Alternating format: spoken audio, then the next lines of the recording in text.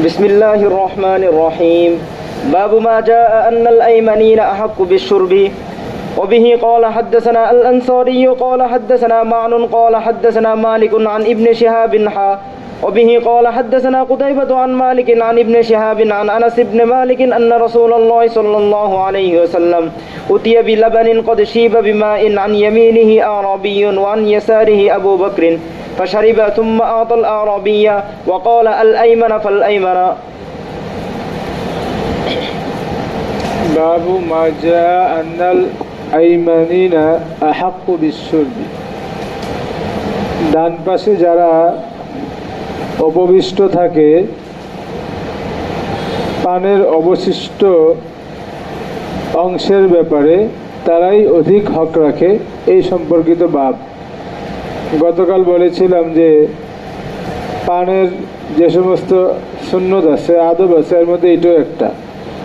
পান করার পর যে অংশটা বেঁচে যায় সেটা ডান পাশের ব্যক্তিকে দেওয়া, বাম পাশের ব্যক্তিকে না দেওয়া। যদিও ডান পাশের ব্যক্তি বয়সে ছোট হোক বা বংশগত পরিচয়ে নিম্নমানের হোক বা গোলাম হোক, ডান পাশের ব্যক্তিকে প্রাধান্য দেওয়া, ঠিক আছে?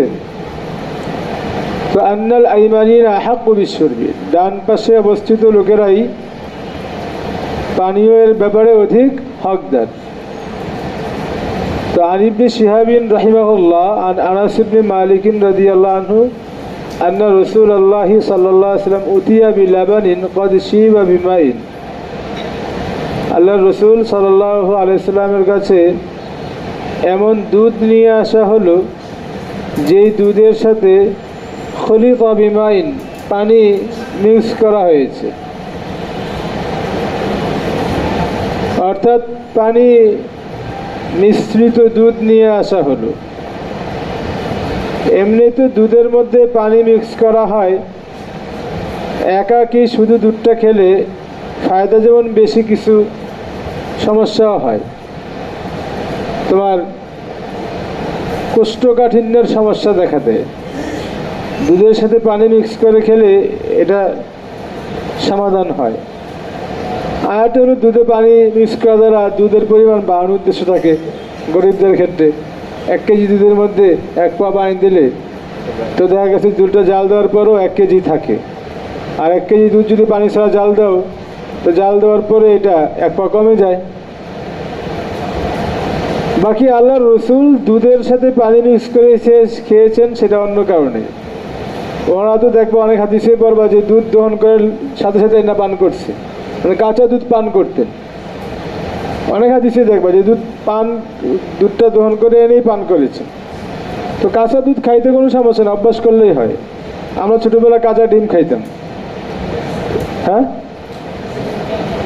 খাওয়া যায় না? অভ্যাস করলে খাওয়া যায়। আবার যদি অভ্যাস নেই তো পাতলা পাখানা হয়ে যাবে। তো দুধ কাঁচা খাওয়া যায় এবং দুধ কাঁচা খায়ও অনেকে।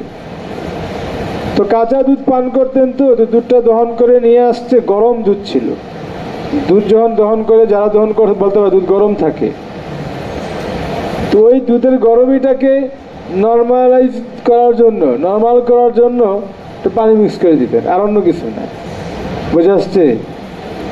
তো উতিয়া বিলাবানিন ক্বাদ শিবা বিমাইন, দুধ নিয়ে আসা হলো যে দুধের মধ্যে পানি মিক্স করা হয়েছে।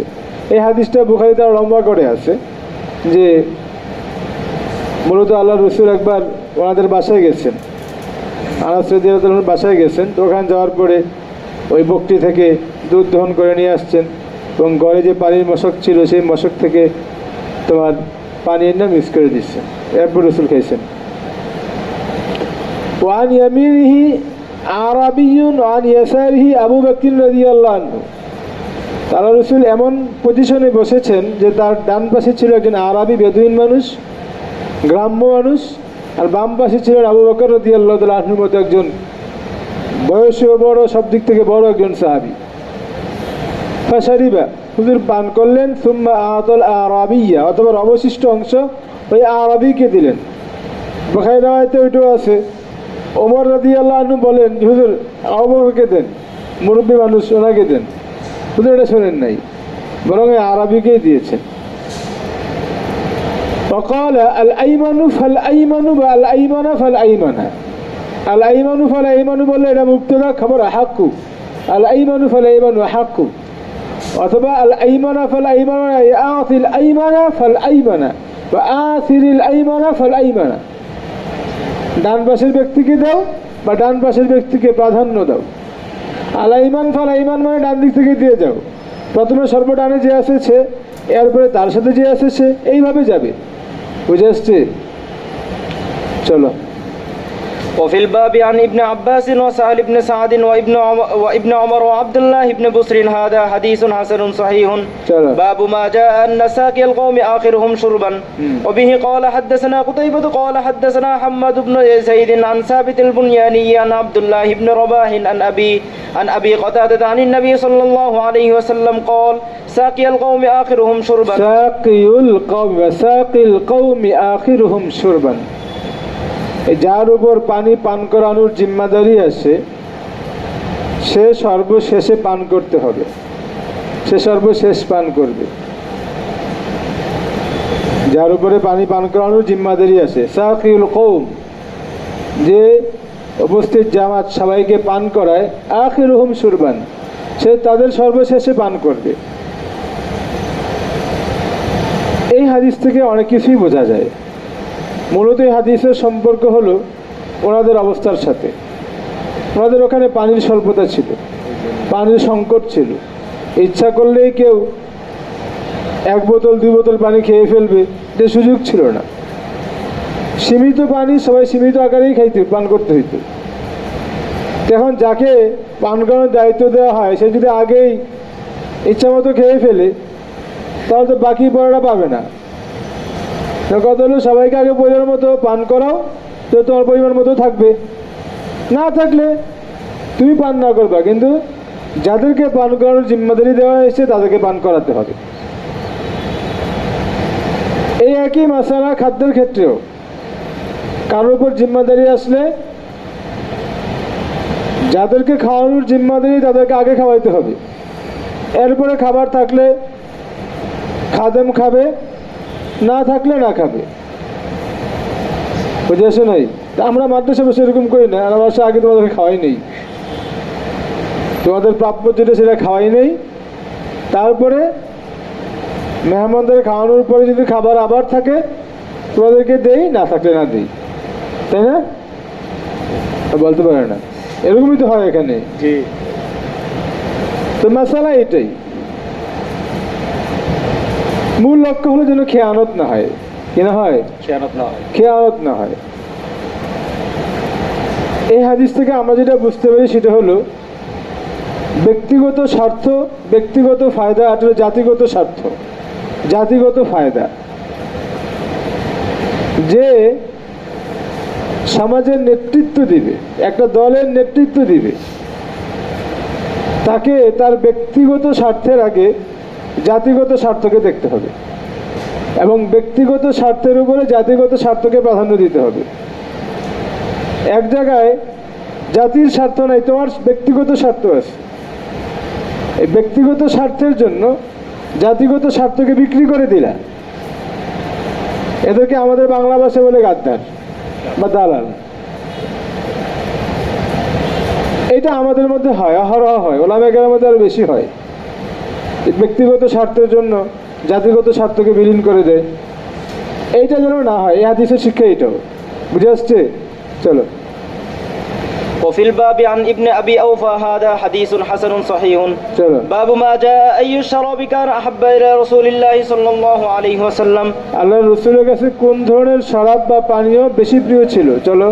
وبه قال حدثنا ابن أبي عمر قال حدثنا سفيان بن عيينة عن معمر عن الزهري. ওয়াইনা না, শব্দ ও ইয়াইনা عن معمر بن عن الزهري عن عروة عن عائشة رضي الله تعالى عنها قالت كان أحب الشراب إلى رسول الله صلى الله عليه وسلم الحلب البادر.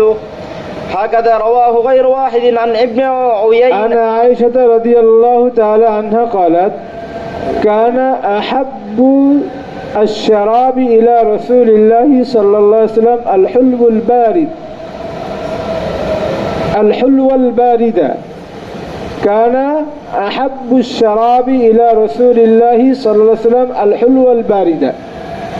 এমনিও পড়া যায় বা খবরকে মোকদ্দম করে কান আহাব্বা শারাব ইলা রাসূলিল্লাহি আল হুলুল বারিদু, আল্লাহ রসুলের কাছে সবচেয়ে প্রিয় পানীয় ছিল মিষ্ট পানি, মিষ্ট এবং ঠান্ডা পানীয়। আল হুলুল বারিদ, মিষ্ট এবং ঠান্ডা পানি। هكذا رواه غير واحد عن ابن عيينة مثل هذا عن معمر عن الزهري عن عروة عن عائشة رضي الله تعالى عنها والصحيح ما روى الزهري عن النبي صلى الله عليه وسلم مرسلا। হাদিসটা মূলত মুরসাল। তো দেখো এই হাদিসের মধ্যে বলা হয়েছে আল হুলুল বারিদ হলো আল্লাহর রাসূলের কাছে সবচেয়ে প্রিয় পানীয় ছিল। আল হুলুল বারিদ অর্থ কি? মিষ্ট পানীয়। এটা হইতে পারে নর্মাল যে নোনা পানি, তার বিপরীত যে পানীয় মাউন আযবুন, যেটা বলি আমরা আল মাউল আযবু, মিষ্ট পানীয় সেটা। এই আল হুলুল বারিদের মধ্যে যেরকম মিষ্ট পানি অন্তর্ভুক্ত আছে, এর মধ্যে মধু মিক্স করা পানি, সেটাও তো মিষ্ট পানি, সেটা অন্তর্ভুক্ত আছে। সেটার মধ্যে খেজুর বীজাণু, কিশমিশ বীজাণু, যে নবীজ মিষ্ট পানি, সেটাও অন্তর্ভুক্ত আছে। বুঝো নাই? অর্থাৎ মুতলাক মিষ্ট পানীয়টাই আল্লাহর রসুলের কাছে, মিষ্টি শরবতটাই আল্লাহর রসুলের কাছে প্রিয় ছিল। এখন এই মিষ্টিটা খেজুর দ্বারা হোক, মিষ্টিটা মধু দ্বারা হোক, মিষ্টিটা কিশমিশ দ্বারা হোক, বা এমনি কূপের নর্মাল মিষ্টি পানি হোক, এই মিষ্টি এবং ঠান্ডা পানিটা আল্লাহর রসুলের কাছে প্রিয় ছিল। কারণ আরবের আবহাওয়া পরিবেশ ছিল উত্তপ্ত গরম, এই গরমের জন্য মিষ্ট ঠান্ডা পানীয়টা খুবই আরামদায়ক, বিধায় আল্লাহ রসুলের কাছে এটা প্রিয় ছিল। আল্লাহ রসুলের দরবারে বা পরিবারে খাবার দাবারের কোনো আহামরি কোনো ব্যবস্থাপনা ছিল না, কোনো রুটিন ছিল না যে এটা পছন্দ করেন, এটা রাখেন, এটা ঘরে, এরকম ছিল না। তবে পানীয়র ব্যাপারে আল্লাহ রসুলের কাছে গুরুত্ব ছিল। দূর দূরান্ত থেকেও মিষ্টি পানীয় এনে আল্লাহ রসুল সংগ্রহ করে রাখতেন। বুঝে আসছে? চলো। وبه قال حدثنا أحمد بن محمد قال حدثنا عبد الله بن المبارك قال حدثنا معمر ويونس عن الزهري أن النبي صلى الله عليه وسلم سئل أي الشراب أطيب قال الحلو البادر। আর বারিদু বলে কেন? আর বাদিরু বলে কেন? বারিদ, হ্যাঁ। وهكذا روى عبد الرزاق عن معمر عن الزهري عن النبي صلى الله عليه وسلم مرسلا وهذا أصح من حديث চলো। بسم الله الرحمن الرحيم أبواب البر والصلة عن رسول الله صلى الله عليه وسلم আবওয়াবুল বিররি ওয়াসসিলাতি আন রাসূলিল্লাহি সাল্লাল্লাহু আলাইহি ওয়াসাল্লাম। ইসলামের বিধিবিধানগুলোকে যেই কয়েক ভাগে ভাগ করা হয়, এর মধ্যে একটা ভাগ হলো মুআমালাত, ক্রয় বিক্রয়, লেনদেন, আদান প্রদান, ভাড়া না, ওকালাত, শাহাদাত, সুফা, এরকম যত ধরনের মুআমালাতি আচরণ আছে, লেনদেন সংক্রান্ত আচরণ আছে, এগুলো ইসলামের একটা অংশ। প্রথমে যদি তুমি দুই ভাগে ভাগ করো, হুকুকুল্লাহর হুকুকুল ইবাদ, তো হুকুকুল ইবাদের অন্যতম একটা অংশ হলো মুআমালাত, আরেকটা অংশ হলো মুআশারাত।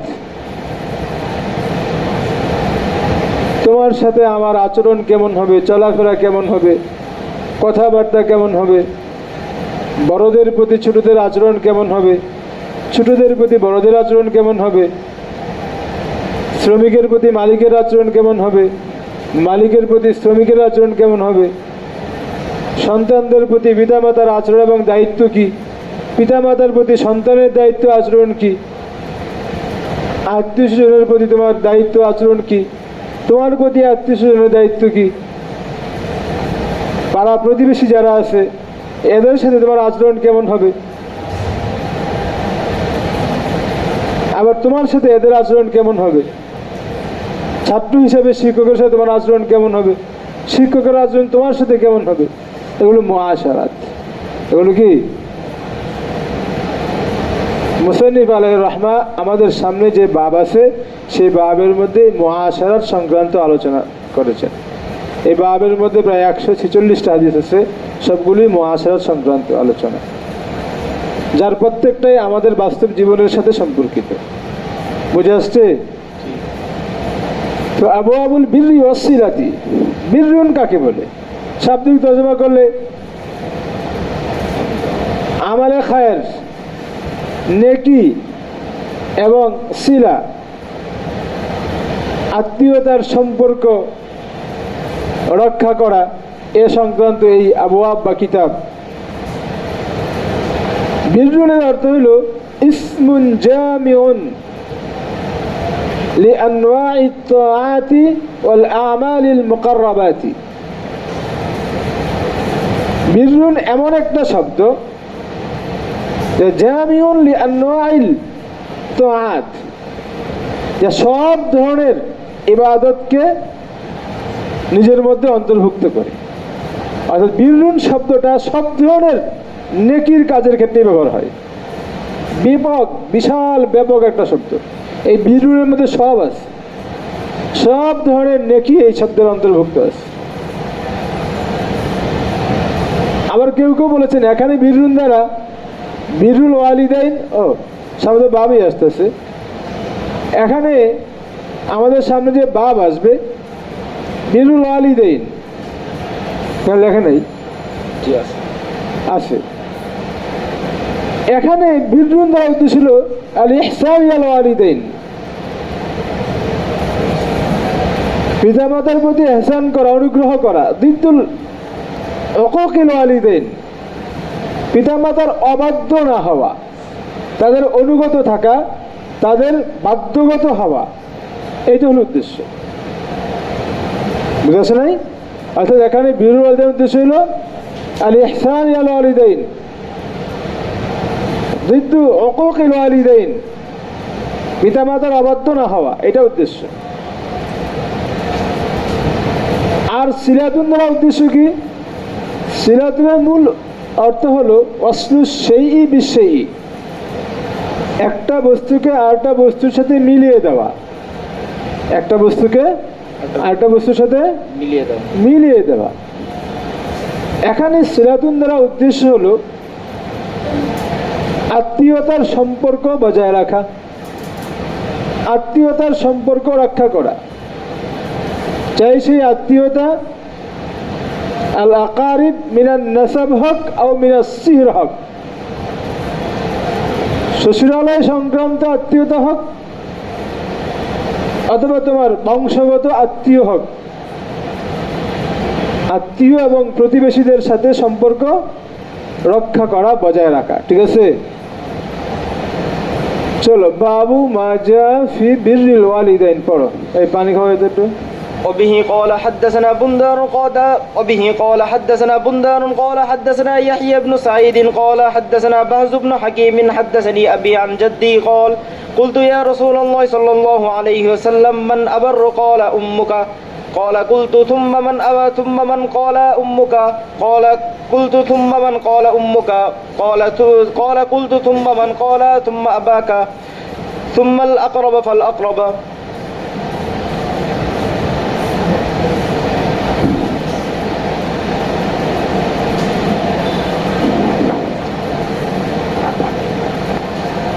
قلت يا رسول الله من أبر؟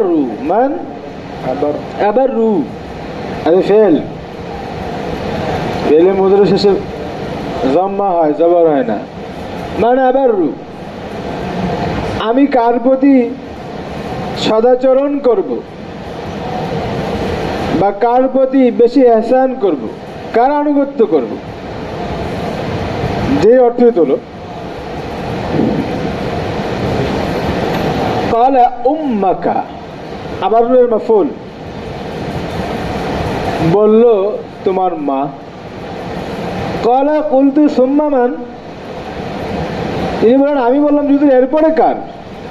ক্বালা উম্মাকা, বলে এরপরে তোমার মাকে। ক্বালা কুলতু সুম্মা মান, হুজুর এরপরে কার? ক্বালা উম্মাকা, কার? তোমার মা। তিনবার বলছে মায়ের কথা। ক্বালা কুলতু সুম্মা মান, বললাম হুজুর এরপরে কার? ক্বালা সুম্মা আবাকা, এরপরে তোমার বাবার প্রতি ইহসান করবে, বাবার কদর করবে, বাবাকে প্রাধান্য দিবে। সুম্মাল আকরাব ফাল আকরাব, এরপরে পর্যায়ক্রমে যারা নিকটাত্মীয় আছে, যে যত কাছের তার প্রতি তোমার সদাচরণ, তোমার ইহসান বেশি হবে। তুলনামূলক তার পরের প্রতি তার চেয়ে কম হবে, তুলনামূলক তার উপরে যে থাকবে তার চেয়ে কম হবে, এইভাবে আল আকরাব ফাল আকরাব। অফিল বাবি আন আবি হুরায়রাতা ওয়া আব্দুল্লাহ ইবনে আমরিন ওয়া আয়েশাতা ওয়া আবি দারদাই রাদিয়াল্লাহু তাআলা আনহুম। চলো। وبهز بن حكيم هو ابن معاوية بن حيدة القشيري وهذا حديث حسن وقد تكلم شعبة في بهز بن حكيم وهو ثقة عند أهل الحديث। যদিও শোবা কথা বলেছেন কিন্তু আহলে হাদিসদের নিকট উনি কি সিকাত, নির্ভরযোগ্য রাবী। ওয়ারাওয়া আনহু মা'মারুন, মা'মার যা থেকে বর্ণনা করেছেন, ও সুফিয়ান সাউরি ও হাম্মাদ ইবনে সালামা ও গায়রু ওয়াহিদ মিনাল আইম্মা, সুফিয়ান সাউরি, হাম্মাদ ইবনে সালামা এবং মা'মারের মতো বড় বড় হাদিসের ইমামরাও তার থেকে হাদিস বর্ণনা করেছেন। এটাই তার সিকা হওয়ার জন্য কি যথেষ্ট।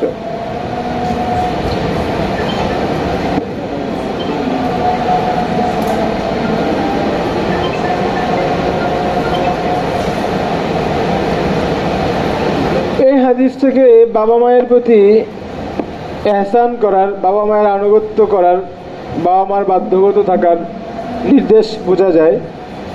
তো এই হাদিস থেকে আমরা বাবা মায়ের প্রতি সন্তানের যে দায়িত্বগুলো আছে, সন্তানের করণীয়গুলো আছে, সেগুলো কিছু আমরা জানতে পারি।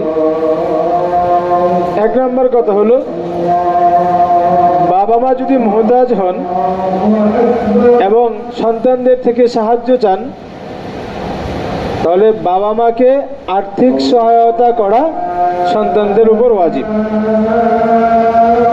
বাবা মা যদি মুহতাজ হন, মানে তাদের চলার মতো অর্থ সম্পদ তাদের নাই, গরিব নাই, তারা খাবে কোথায়? কাপড় পরবে কোথায়? থাকবে কোথায়? ওই অবস্থায় সন্তানদের জন্য এই বাবা মাকে এই খেদমতটা আঞ্জাম দেওয়া ওয়াজিব। এবার সেই সন্তান ছেলে হোক মেয়ে হোক, আমাদের দেশে একটা প্রচলন আছে, বাবা মাকে বৃদ্ধ বয়সে চালানোর দায়িত্ব ছেলেদের, বোনদের না, মেয়েদের না। ভালো কথা, ছেলেরাই তো বাবা মাকে পালবে, ছেলেদেরই দায়িত্ব, প্রধানতম দায়িত্ব, মেয়েদের দায়িত্ব না, যেহেতু মেয়েদের কোনো ইনকাম নাই। কিন্তু ঘটনাটা এরকম হয় যে ছেলেরা ফকির, ওদিকে মেয়েরা কোটিপতি, তারপরও ছেলেরই বাবাকে দেখতে হয়, মেয়েরা করে না। এইটা ইসলাম বলে না, বুঝো নাই? মূলত বাবা মাকে দেখাশোনার দায়িত্ব সন্তানের, ছেলের না। যেহেতু সন্তানের কাছে ছেলের কাছে থাকে, যদি ছেলেরা দেখে, মেয়েরা আরেকজনের সংসারে চলে যায়, মেয়েরা দেখে না, স্বাভাবিক রীতি এটা। কিন্তু এর মানে এইটা না যে ছেলে না খেয়ে মরে তাও বাবাকেই পালতে হবে, আর তুমি কোটি কোটি টাকা উড়াচ্ছ, তোমার দেখার কোনো দায়িত্ব নাই, এটা এরকম না। ছেলে পালবে, তুমি টাকা দিয়ে সহযোগিতা করো, বুঝো নাই বিষয়টা? দুই নম্বর হলো, বাবা মায়ের খেদমতের প্রয়োজন হলে খেদমত করা, এটা সন্তানের দায়িত্ব। এই খেদমত হয়তো সে নিজে করবে অথবা লোক নিযুক্ত করে, লোকের মাধ্যমে বাবা মায়ের খেদমত করবে, বুঝো নাই?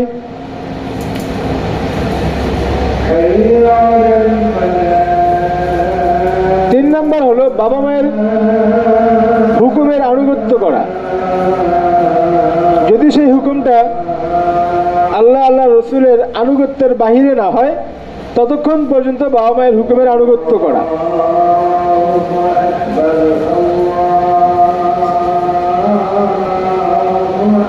এখন এই হুকুমের আনুগত্য করার গণ্ডি কি? কেউ কেউ বলেছেন মুস্তাহাব এলেম অর্জনের সফর এবং সাধারণ জিহাদের সফরেও বাবা মায়ের অনুমতি লাগবে। মুস্তাহাব এলেম, যেটা আমরা যেটা পড়ি আর কি, মুস্তাহাব এলেমের সফরের জন্য এবং সাধারণ জিহাদের সফরের জন্য বাবা মায়ের অনুমতি লাগবে। তাদের অনুমতি ছাড়া যাওয়া যাবে না। কেউ কেউ ফরজে কিফায়ার যে এলেম, ওইটার জন্য বাবা মায়ের শর্ত করেছেন, অনুমতির শর্ত করেছেন।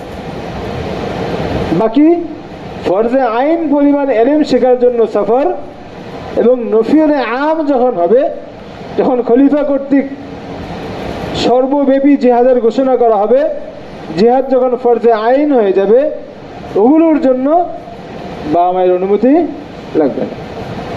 বুঝে আসছে? কটা বলছি? তিনটা। 4 নম্বর হলো বাবা মায়ের, একটা প্রথমটা বলছিল যে বাবা মা যদি মুহতাজ হয়, আর হলো মুহতাজ ছাড়াও বাবা মাকে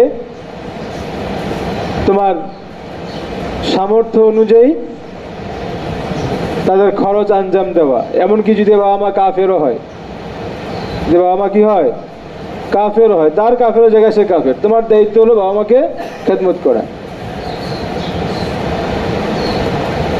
5 নম্বর হলো বাবা মায়ের সামনে উঁচু স্বরে কথা না বলা। বাবা মায়ের সামনে উঁচু স্বরে কথা না বলা। 6 নম্বর হলো বাবা মাকে কোনোভাবে কষ্ট না দেওয়া। বাবা মাকে কোনোভাবে কষ্ট না দেওয়া। এরকম আরো অনেকগুলো দায়িত্ব আছে, এগুলো তোমরা দেখে নিও, সবার থেকে লিখেও নিও। আমাদের গত রমজান থেকে রমজানের আগে পরে মিলে 3-4টা বিয়ে দেখছি, এই হাদিস সংশ্লিষ্ট ভাব সংশ্লিষ্ট বলি আর কি। 3-4টা বিয়ে দেখছি। 3-4টা বিয়েই তোমাদের মতো নবীন ফারেক আলেমদের, এবং 3-4টা বিয়েই এক প্রকারে বললে বাবা মার গলায় ছুরি ঠেকিয়ে বিয়েটা করা হয়েছে। নাই, বাবা মায়ের গলায় ছুরি ঠেকানো বুঝো? একটা বিয়েতে এরকম হয়েছে, ওখানে বিয়ে না করাইলে জব করে ফেলাম। বসুন্ধরার ফারেক মুফতি সাহেব, বাবা মা বুড়ো হইলে কি করবে? বিয়ে না করে উপায় আছে? আরেকটা বিয়ে দেখছি, আপনি কি চান না যে আমি আমার বউ আপনার খেদমত করব? যদি আমার খেদমত পাইতে চান তাহলে আমাকে এখানেই বিয়ে করাইতে হবে। যদি এখানে বিয়ে না করান তাহলে আমি আপনাদের সাথে নাই। হ্যাঁ, এখন বুড়া বাপ মা কি করবে বলো? তুমি যদি বুড়া বাপ মা, তুমি কি করবা? বুড়া বাপ মার তো কিছু করারও থাকে না, ওরা থাকে ছেলের কাছে অসহায়।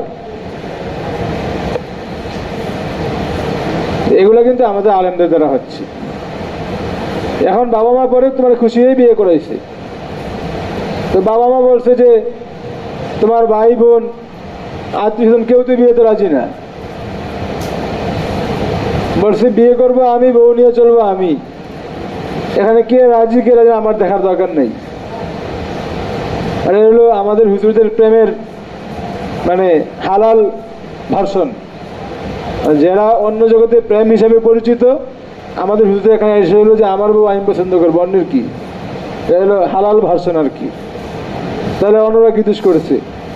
তুমি যদি এই কথা বলো যে আমার বউ আমি পছন্দ করবো, আমি চলবো, মা বাবা ভাই বোন পছন্দ করলেই বলো না, আমার দেখার বিষয় না। তুই স্কুল কলেজে পোলা বেড়া তো এইটাই তো করে, অন্য কিছু কি আর করে? হ্যাঁ,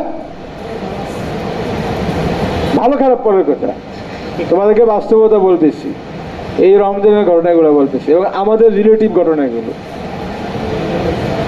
বুঝো নাই? তো একটা বাবা মা কতটুকু কষ্ট পায়, যেই মেয়েটারে পরবর্তীতে বাবা বিয়ে করাইছে, এই মেয়েটার ব্যাপারেই বাবা বলছিল যে তুই ওরে বিয়ে করস তাহলে আমি ত্যায্যপুত্র করে দিব। যেই মেয়েটার ব্যাপারে বাবা ওই ছেলেকে এই কথা বলছে ত্যায্যপুত্র করে দিব, ওই মেয়েটাকেই পরে যখন ওই অস্ত্র ঢাকাইছে। যদি আমার থেকে কিছু পাইতে চান তাহলে আমাকে এখানে বিয়ে করে বাধ্য হয়ে বিয়ে করাইছে, ঠিকই করাইছে, তার কোনো আত্মীয় স্বজন যায় না, বাবা একাই গেছে, শুধু ওই প্রেমের সামাজিক রূপ দিল, শুধুমাত্র তাদের গোপন সম্পর্কটাকে সামাজিক রূপ দিল, যে বাবাই যে করে নিয়ে আসছে, এতটুকুই শুধু, আর কিচ্ছু না। আসলে এটা প্রেমের সম্পর্ক। যে বাবা মা একটু কষ্ট পেয়েছে, এটা নাকি বাবা মা আনু করতে, এটা নাকি বাবা মাকে নিয়ে বিয়ে করা। তোমরা এক বছর ভাড়া বুঝে বললাম এই ঘটনাগুলা, বুঝো নাই? এটা ঠিক আছে যে তুমি তোমার বউ, তুমি তার সাথে সংসার করবা, তুমি পছন্দ করবা। যদি এরকমই হইতো, জিনিসটা শুধু এতটুকুই হইতো, তাহলে ইসলামে এত কিছু রাখছে কেন? অলির বিধান রাখছে কেন? তারপরে তোমার কুফুর বিধানটা রাখছে কেন? কুফু আছে না এটা কিছু, এটা কেন দিলে? আর তুমি যদি শুধু বিবাহের ক্ষেত্রে এসে বলো যে আমার বউ আমি পছন্দ করবো, বাকি সব ক্ষেত্রে এত বছর লেখাপড়া করলা, তখন তোমার এই শরীরটা গেছিল কোথায়? যে তুমি বালেগ হওয়ার পরে তো তোমাকে লেখাপড়া খাওয়ানোর দায়িত্ব তোমার বাবার ছিল না। তুমি বালেগ হওয়ার পরে তোমাকে একবেলা ভাত খাওয়ানোর দায়িত্ব তোমার বাবার ছিল না।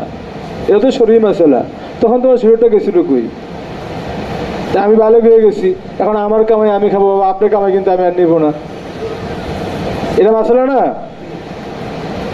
আমি বালেগ হয়ে গেছি, এখন আপনার টাকা পয়সা দিয়ে না আমারে, আমি কামাই করে লেখাপড়া করবো। এতদিন ওই শরীরটা ছিল কোথায়?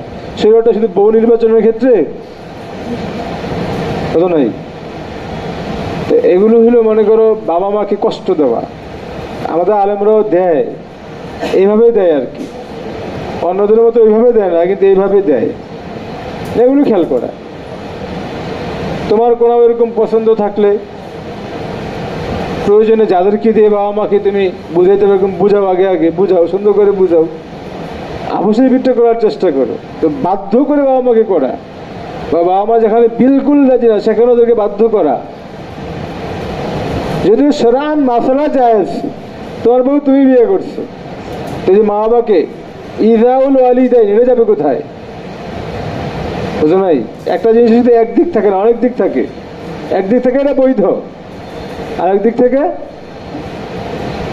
এই বিষয়গুলো খেয়াল রাখা। হ্যাঁ।